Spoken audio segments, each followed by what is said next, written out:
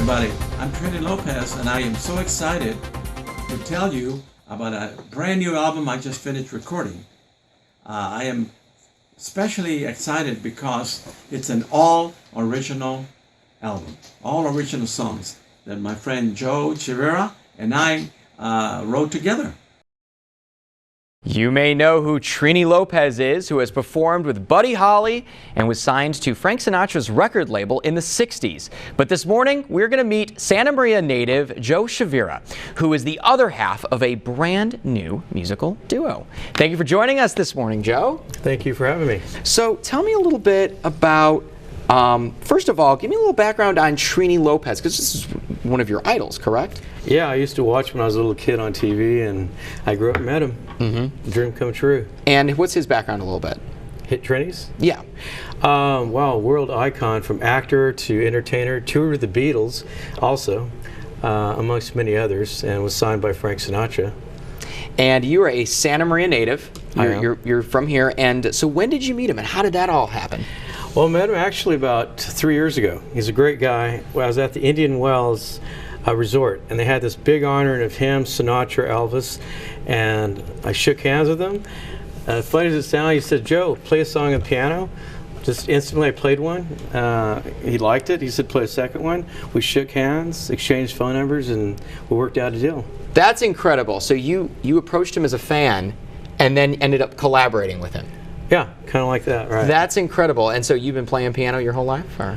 Yeah, piano, drums, guitar, everything. Yeah. So fortune favors the prepared mind, I guess, right? Yeah, my dad taught me drums when I was a kid. Oh, right on, right on. So you guys have been collaborating for a little while now, and talk a little bit about what you guys have been working on. Well, actually, we just we finished this when it's all original songs, Trini Lopez and me, and also a Coachella song. We did 2 albums. This has 18 songs, and we have 2 more albums coming out in the next 3 weeks. How'd you describe your style?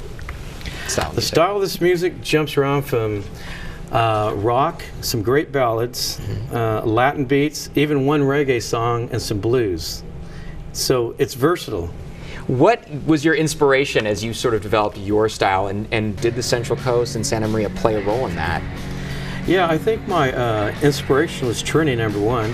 Watching him on TV when I was a kid, listening to his albums. The Beatles, definitely, because their writing ability.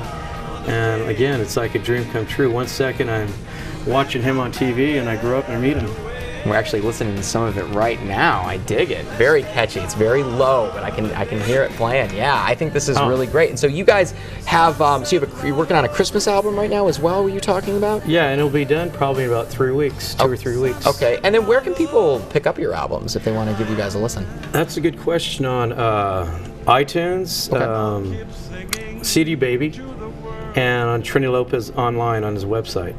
So CD Baby is probably the best one. And we also have a gospel album, crazy as it sounds. Trini and Elvis are good friends, and he said, they live right down the street from each other. He said, "Why don't we do a gospel album?" So, we did this little gospel thing, and that'll be done in about a week. Oh, right on. We've just been on a roll. You guys run the gamut with all this, with all your different styles and everything else. And then you just came out, you were just on tour, correct? Yeah.